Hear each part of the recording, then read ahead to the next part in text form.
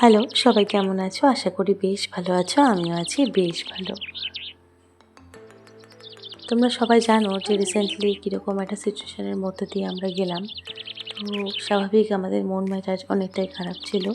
তো আস্তে আস্তে আমরা যেহেতু সবাই মানুষ, একটু একটু করে সবাই আস্তে আস্তে ওভারকাম করার চেষ্টা করেছি। আর এই সিচুয়েশনে ওভারকাম করতে সবথেকে বেশি আমাদের সাহায্য করেছে হচ্ছে মিষ্টি মাম্মা আর আদিসোনা। ওদের সাহায্য ছাড়া এরকম একটা সিচুয়েশন ওভারকাম করা আমার আর আমার বাবার পক্ষে কিন্তু প্রচণ্ড একটা কঠিন একটা সিচুয়েশন ছিল। তো এটা একমাত্র ওদের জন্যই পসিবল হয়েছে। কিন্তু সিচুয়েশানটা ওভারকাম করে উঠেছি এটা ঠিক কথা, কিন্তু তাই বলে মনের মধ্যে যে বিষয়টা রয়েছে সেটা কিন্তু কখনোই কাউকে বলে প্রকাশ করা যাবে না, এবং সেটা কিন্তু আজীবনকাল আমাদের মনের মধ্যে থেকেই যাবে। কারণ এই পৃথিবীতে মায়ের যে জায়গা সেটা কিন্তু আর কেউ নিতে পারে না। আর সেই জায়গা যদি একবার খালি হয়ে যায়, সেই জায়গা কিন্তু আর সারা জীবনে পূরণ হয় না। যাই হোক, মিষ্টি মাম্মাম আর আদিসোনাকে নিয়ে আজকে আমরা যেখানে গিয়েছিলাম তার তো অনেকগুলো ভিডিও তোমরা আগে দেখে নিয়েছো। এই জন্য ভাবলাম যে লাস্ট একটা ভিডিও দিয়ে টোটালি এখানকার সমস্ত ডিটেলসগুলো তোমাদের সঙ্গে একটুখানি শেয়ার করে নিই। তাহলে যারা যারা তোমরা এখানে আসতে চাইছো তাদের যেন এখানে আসতে কোনো রকম কোনো অসুবিধা না হয়। আর যা সমস্ত ডাউট থাকে সেগুলো যেন এই ভিডিওর মাধ্যমে সমস্ত কিছু একদম ক্লিয়ার হয়ে যায়।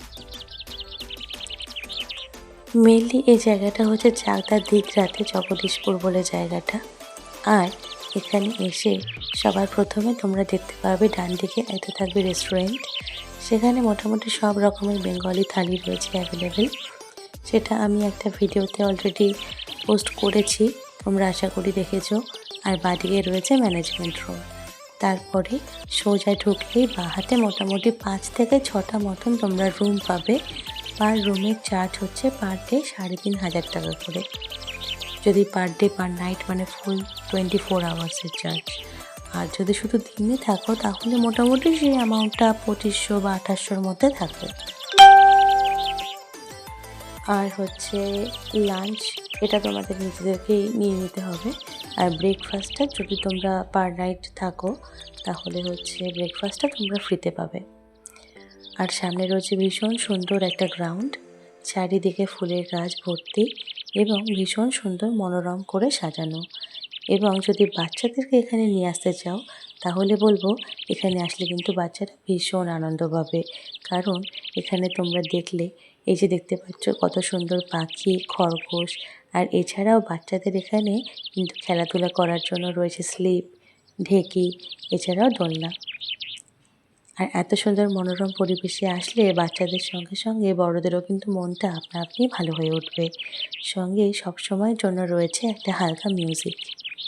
এদিকে দেখেছো আদিসোনা নিচে একটুখানি বসেছে, আর সেই সুযোগে আদিসোনার কত ফ্যান ফলোয়ার্স হয়ে গেছে চারিদিকে। আর আদিসোনা সেটা আবার অবাক হয়ে দেখছে যে আদিসোনারও এত ফ্যান ফলোয়ার্স রয়েছে চারিদিকে।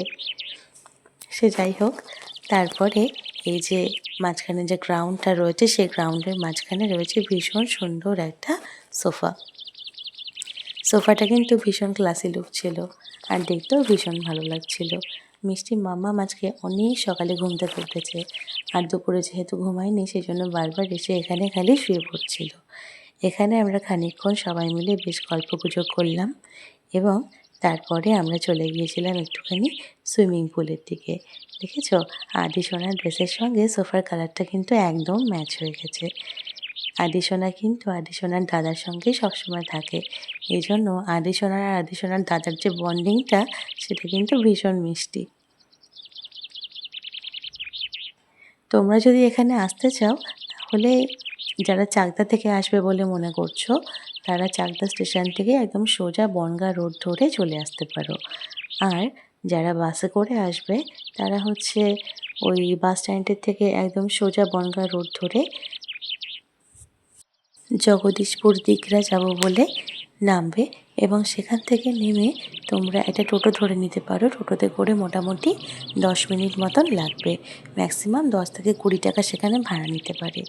আর সবথেকে বড় কথা হচ্ছে মেঘবাড়ি ইকো রিসর্টে ঢোকার জন্য কিন্তু কোনো রকম এন্ট্রি চার্জ নেই।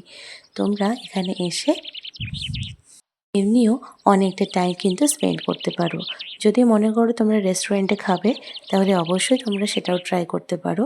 আবার যদি মনে করো যে তোমরা হালকা খাবার যেমন কফি বা কোনো স্ন্যাক্স বা স্টার্টার আইটেম নেবে, সেটাও কিন্তু তোমরা বাইরে বসেও এনজয় করতে পারো। এখানকার যারা স্টাফরা রয়েছে তাদের সবার ব্যবহার কিন্তু ভীষণ ভালো। দেখেছো আদি সোনা এখানে কত মজা পাচ্ছে, আর সঙ্গে আদি সোনার দিদিয়াও কিন্তু ভীষণ দুষ্টুমিও করছে আর মজাও করছে। এই ফাঁকে এখানকার একজন স্টাফ এসে আমাদেরকে জিজ্ঞাসা করে গিয়েছিলেন যে আমরা কিছু নিতে চাই কি না। তখন তাদের জানিয়ে দেওয়া হয় যে আমাদের জন্য একটা ব্লু লেগন আর একটা মশালা কোল্ড ড্রিঙ্কস আর তার সঙ্গে ছিল দুটো কফি, এটা অর্ডার করা হয়েছিল। তো কিছুক্ষণ সময়ের মধ্যেই সমস্ত অর্ডারগুলো চলে আসে এবং তারপরে দেখো একদম ব্লু লেগনটা দেয়া মাত্রই মিষ্টি মাম্মাম একদম সেই দিকে ফুল একদম কনসেন্ট্রেট করছে। চলো তাহলে এখন আমরা একটুখানি এই সমস্ত খাবারগুলোকে একটু এনজয় করে নিই। তোমরা যদি এখানে এসে নাইট স্টে করতে চাও তাহলে অবশ্যই করতে পারো। তবে আমি বলবো যে যদি আসতেই চাও তাহলে উইকেন্ডে মানে শনিবার করে এসো। কারণ এখানে কিন্তু একমাত্র শুধুমাত্র শনিবার সন্ধ্যা ৭টা থেকেই একটা স্পেশাল আকর্ষণীয় বিষয় রয়েছে। সেটা হচ্ছে হালকা করে গিটারের কিন্তু এখানে একটা আসর বসানো হয়। তো যারা মিউজিক ভালোবাসো তাদের জন্য কিন্তু শনিবার এই উইকেন্ডে সন্ধ্যা ৭টাটা একদম জমে যাবে। তারপরে আমি আদি সোনার জন্য একটুখানি বিস্কিট নিতে এই ভিতরে এসেছিলাম। এটা হচ্ছে ভেতরের রেস্টুরেন্টটা। দেখতেই পাচ্ছ এখানে কিন্তু অনেকগুলো সিট অ্যাভেলেবেল রয়েছে। আর আমি যেহেতু একটা অফ টাইমে এই ভিতরে এসেছিলাম, এজন্য এর ভিতরে যে সমস্ত লাইটিংস, যে সমস্ত ডেকোরেশন সেগুলো তখনও অবধি কিন্তু রেডি করা ছিল না। মোটামুটি সন্ধ্যা ৫টার পর থেকে এর ভিতরটা এত সুন্দর লাইট দিয়ে কভার করা থাকে। আর সবথেকে বড় কথা হচ্ছে শুধু রেস্টুরেন্টের ভিতরটা না, পুরো পার্কটাই কিন্তু একদম লুকটাই চেঞ্জ হয়ে যায়। যদি তোমরা পারো তাহলে অবশ্যই কিন্তু হালকা গরমের দিকে বাচ্চাদেরকে নিয়ে একবার আসতে পারো। তাহলে কি হবে, হালকা গরমের সময় আসলে শীতের এই ঠান্ডা আমেজটা থাকবে না। তাহলে একটা জিনিস কি হবে, তোমরা রাতের বেলার যে ভিউটা সেটা কিন্তু এনজয় করতে পারবে। যেহেতু মিষ্টি মাম্মামকে একটা মকটেল দেওয়া হয়েছিল আর তার সঙ্গে আমিও যেহেতু খেয়েছিলাম, বিশেষ করে আমার জন্য কোনো ব্যাপার না, কিন্তু মিষ্টি মাম্মাম যেহেতু মকটেলটা খেয়েছে আর যেহেতু সেটার মধ্যে বরফ দেওয়া ছিল, যদিও মিষ্টি মাম্মামকে বরফ দেওয়া অবস্থায় খেতে দেওয়া হয়নি, বরফটা ফেলেই দেওয়া হয়েছিল, কিন্তু ভাবলাম যে একটা কফি অর্ডার করে নিই, আমিও একটু খাই আর মিষ্টি মাম্মামকেও একটু দিই। তাহলে কী হবে, ওর শরীরটা একটু গরম হয়ে যাবে। এরপরে চলো দেখাই তোমাদেরকে এখানকার মেইন আরেকটা আকর্ষণীয় বিষয়। এখানে রয়েছে ভীষণ সুন্দর একটা শিব মন্দির। শিব মন্দিরটার সামনে খুব সুন্দর সিঁড়ি করা আর তার চারপাশে দেখো কত সুন্দর ফুলের টব দিয়ে সাজানো। এখানে কিন্তু নির্দিষ্ট সময়ে পুরোহিত দ্বারা পুজো দেওয়া হয়। তাহলে তোমাদের কেমন লাগলো এই রিসর্টটা আমাকে কমেন্ট করে অবশ্যই জানিও। টাটা।